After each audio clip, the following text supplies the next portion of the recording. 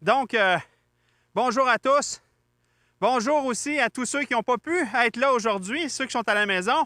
Pour une raison ou pour une autre, il y en a qui ont de la difficulté avec le froid, puis c'est bien correct. Mais ensemble, on va se réchauffer le cœur avec la parole de Dieu ce matin. La parole de Dieu est là pour nous encourager, nous instruire, nous exhorter, nous faire grandir. Le travail de concert avec le Saint-Esprit dans notre cœur qui nous amène à une transformation. Et lorsqu'on devient un enfant de Dieu, il y a toutes sortes de questions qui nous viennent en tête et la parole de Dieu est là aussi pour répondre à ces questions-là. Et quand on devient un enfant de Dieu, je ne sais pas si ça est déjà arrivé, mais il y a cette question-là qui arrive dans notre cœur. C'est quoi la volonté de Dieu pour ma vie? Et à mesure qu'on se pose cette question-là puis qu'on cherche dans la parole, on découvre de plus en plus qu'il existe deux types de volonté de Dieu pour ma vie. Il y a une volonté spécifique à ma vie, puis il y a une volonté de Dieu aussi qui est universelle pour tous les croyants. Je vous explique un petit peu. La volonté de Dieu qui est spécifique à chacune de nos vies, c'est un peu comme c'est les œuvres que Dieu a préparées d'avance pour chacun de nous. Par exemple, lorsque Dieu t'utilise pour amener quelqu'un à l'Évangile, il le fait et c'est ta vie dans le plan rédempteur de Dieu. C'est ta vie dans ce que Dieu est en train de faire sur la terre. Ça peut aller même aussi, quel ministère je peux accomplir pour l'Église, pour la gloire de Dieu? C'est quoi la volonté de Dieu aussi? C'est ça va être qui mon mari? Ça va être qui ma femme? Quelle carrière, Seigneur, que tu veux que je fasse dans la vie, que je vive de quoi? Donc, il y a une volonté qui est spécifique à chacun de nous, qui est des fois qu'il n'est pas pour quelqu'un d'autre. Par exemple, Joseph, le fils de Abraham, Isaac, Jacob, le fils de Jacob, le fils que la volonté de Dieu spécifique à lui, c'était qu'il se fasse vendre par ses frères puis qu'il se ramasse en Égypte pour finalement sauver toute sa famille d'une famine. C'est juste pour lui. C'est pas pour tous les chrétiens. C'est pas pour tout le monde de cette époque-là. La même chose pour Marie. Elle a mis au monde Jésus. C'était la volonté spécifique de Dieu pour Marie. Il n'y a pas d'autre femme dans le monde qui a mis au monde le Messie. Donc, on a tous une volonté de Dieu pour notre vie qui est spécifique, mais il y a une volonté aussi universelle pour tous les croyants. Par exemple, s'aimer les uns les autres, c'est pas demander à juste un croyant ou à juste Marc-Olivier d'aimer les autres, mais nous, on ne l'aime pas. Mais c'est une volonté universelle pour tous les croyants. Aujourd'hui, au travers d'un petit court passage des Écritures, on va voir c'est quoi la volonté de Dieu pour notre vie. C'est quoi la volonté de Dieu pour ma vie. On va voir ça dans 1 Thessaloniciens 5, versets 16 à 18. Donc, on va voir seulement 3 versets aujourd'hui. Donc, vous pouvez prendre vos Bibles, et à la maison aussi, vous pouvez prendre votre Bible. Tournez dans 1 Thessaloniciens 5, versets 16 à 18. Mais avant de lire le passage, je vais juste vous parler un peu du contexte dans lequel l'Église de Thessalonique a été implantée. La première fois qu'on entend parler de Thessalonique, c'est dans Actes 17, versets 1 à 10, où juste avant que Paul se rende à Thessalonique, il arrivait de Philippe, de la ville de Philippe, où, vous vous souvenez, il a été en prison, il s'est fait battre de verge, il était en prison, et on a assisté à la conversion du geôlier de toute sa famille. Et là, il se fait libérer de prison, et là, il part à Thessalonique avec Silas. À Thessalonique, les deux, ils devaient être encore pas mal maganés, là. Ils venaient de se faire battre à Philippe. Mais là, Paul arrive dans une synagogue pendant 3 semaines. 3 samedis, 3 sabbats, il prêche l'Évangile. Il prêche, il dit que Jésus est mort sur la croix, qu'il est ressuscité. Il dit que c'est Jésus le Messie. Donc, il présente l'Évangile. Et là, qu'est-ce qui se passe? Il y a plein de gens qui se convertissent. Il y a des Juifs, il y a des Grecs craignant Dieu, et il y a aussi un paquet de femmes de qualité, c'est écrit. Donc, un paquet de conversions qui arrive en l'espace de 3 semaines. Et là, les Juifs, jaloux, veulent que ça s'arrête. Ils disent, ouais, il faut que ça s'arrête, ça, cette histoire-là. Fait qu'ils essayent de mettre la main sur Paul. Mais Paul, il vivait chez un dénommé Jason, mais qu'on va appeler Jason aujourd'hui parce qu'on est au Québec, hein? Fait qu'on va l'appeler Jason, comme Jason Beauregard. Es-tu là aujourd'hui? Donc, il arrive chez Jason, Paul et Silas ne sont pas là. Fait qu'ils mettent la main sur Jason puis une gang d'autres frères qui sont là, puis ils les amènent devant les magistrats, puis ils s'en vont en prison, puis ils se font pas sortir de là tant qu'il n'y a pas une caution qui a été complètement payée pour les libérer. Mais Paul et Silas, pendant la nuit, ils se sauvent de Thessalonique. Donc, c'est dans un contexte de persécution que l'Église de Thessalonique a été implantée. Et lorsque Paul écrit 1 Thessaloniciens, l'Église de Thessalonique était encore en persécution. Et Paul le savait. Il savait exactement ce qu'il vivait. Mais Paul, ça ne lui a pas empêché d'écrire toute la lettre et aussi les 3 versets qu'on va lire ensemble. 1 Thessaloniciens 5, versets 16 à 18. Je vous les lis.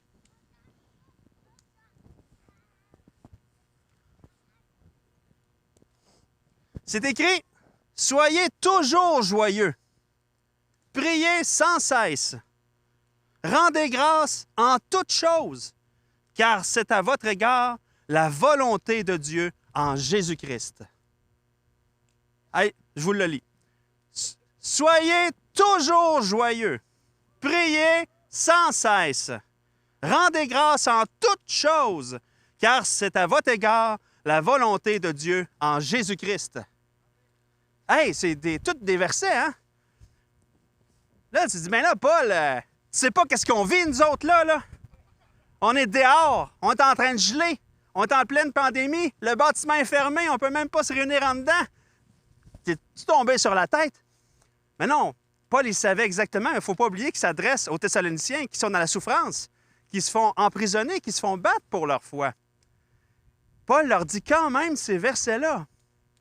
Et ces versets-là, qu'est-ce qui est écrit? Est-ce que c'était... Quand est-ce qu'il faut les vivre, ces versets-là? Il y a 3 mots qui sont intéressants. Il y a toujours, sans cesse et en toutes choses. C'est tous des mots qui veulent dire quoi? Toujours, ça veut dire toujours. Sans cesse, ça veut dire sans cesse. Puis en toutes choses, ça veut dire en toutes choses. Donc, il n'y a pas de « aujourd'hui, ça ne me tente pas ». Il n'y a pas de « aujourd'hui, c'est trop dur ». Il n'y a pas de « aujourd'hui, c'est trop froid ». Mais non, soyez joyeux en toutes choses. Soyez joyeux tout le temps. C'est quelque chose, hein? Quand on pense à ça. Mais là-dedans, on peut se dire « ouais, mais là, c'est vraiment difficile. Être joyeux tout le temps, prier sans cesse, puis rendre grâce en toutes choses. » Mais non, c'est impossible de vivre ça tout le temps. Mais pourtant, c'est écrit, c'est la volonté, c'est pour votre part la volonté de Dieu. Mais si on s'arrête là, on dit, bien, c'est impossible de vivre ça. C'est vrai que c'est impossible si on n'est pas en Jésus-Christ.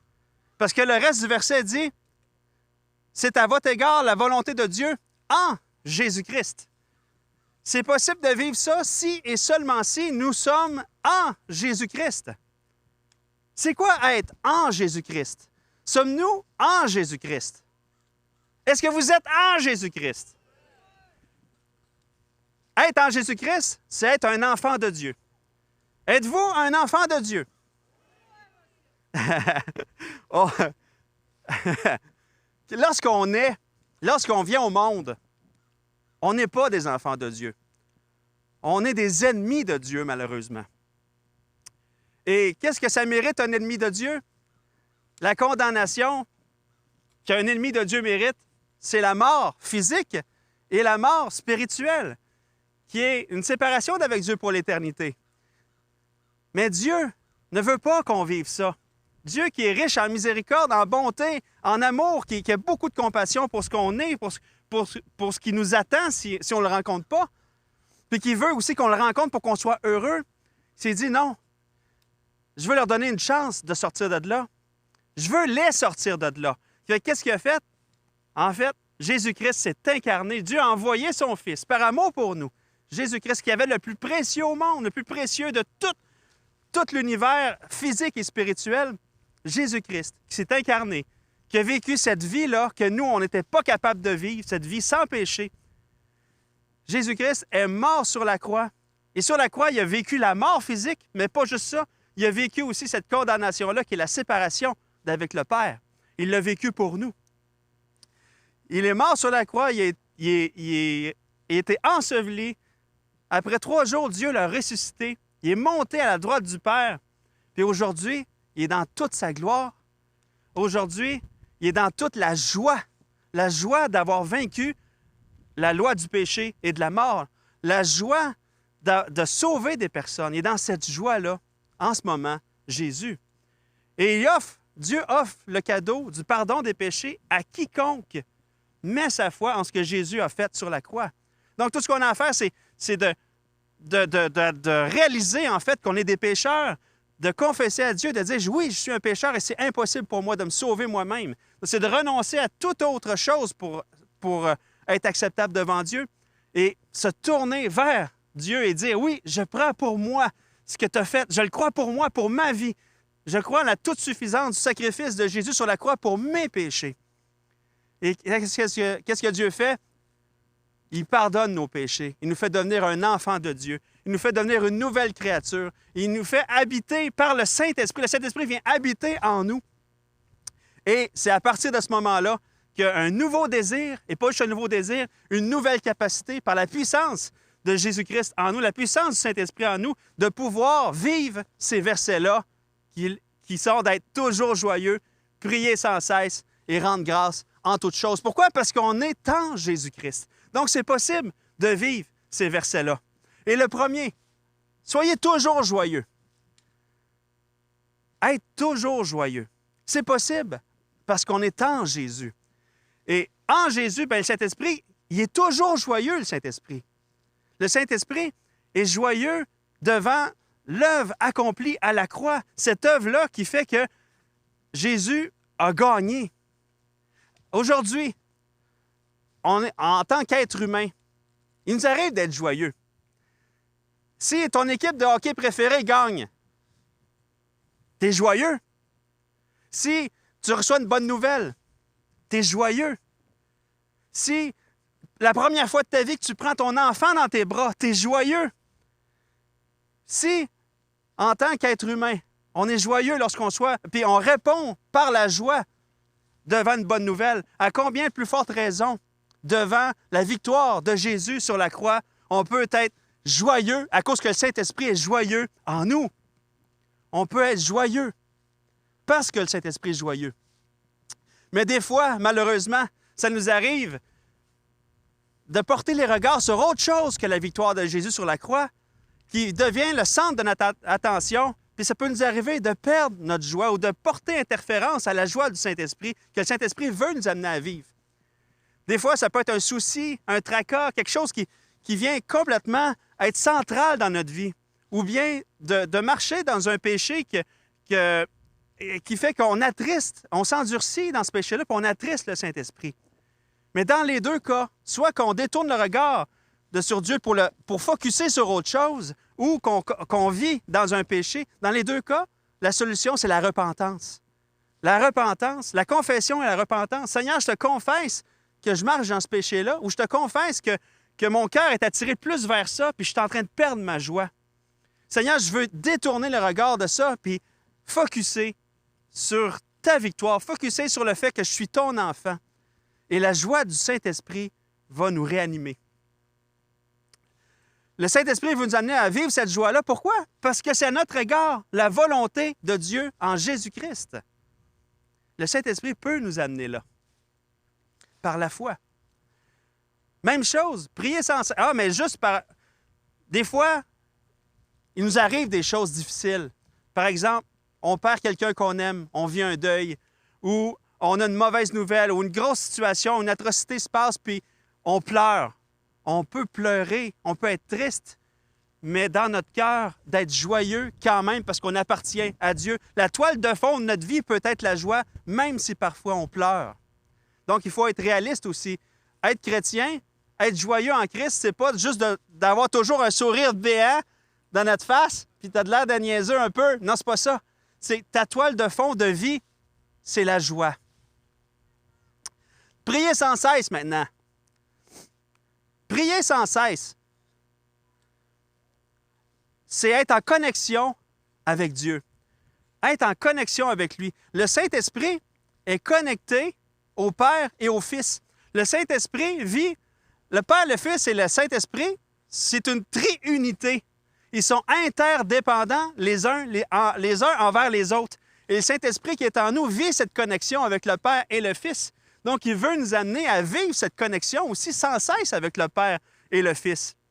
Mais prier sans cesse, ça ne veut pas dire d'aller dans sa chambre puis rester en silence toute la journée, tout le temps, sans arrêt.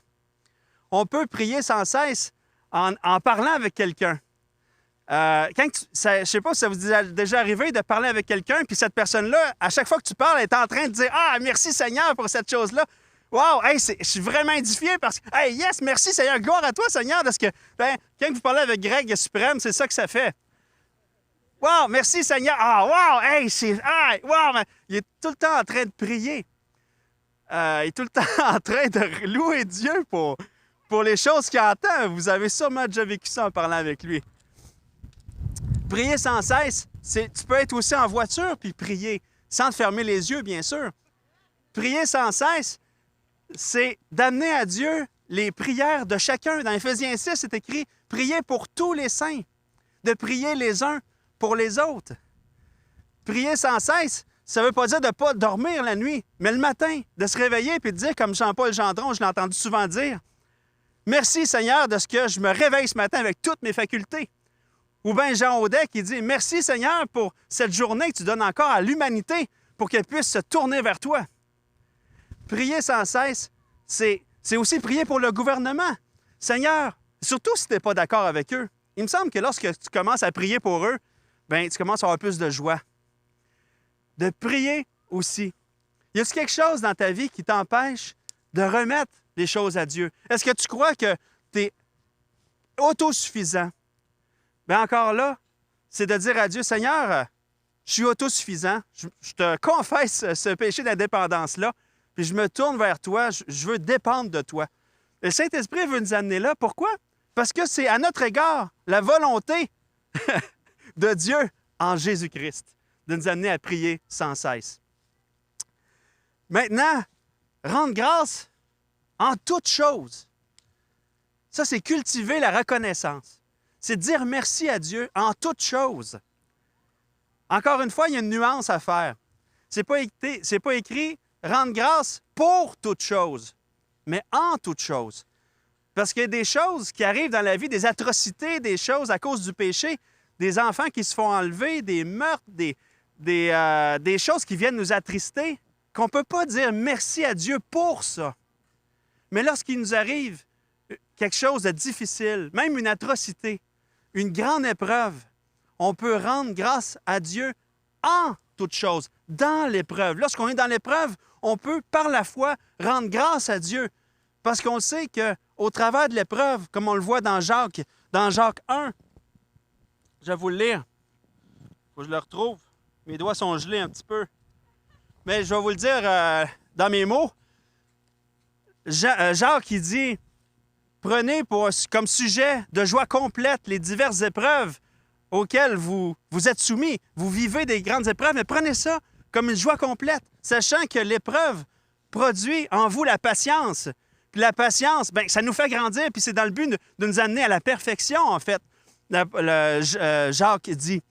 Donc, par la foi, malgré l'épreuve, on peut dire « Merci Seigneur de ce que tu m'accompagnes dans cette épreuve-là, puis aussi, tu veux me faire grandir. » Le Saint-Esprit qui est en moi a une autre vision que moi de l'épreuve. Lui, il a une vision éternelle.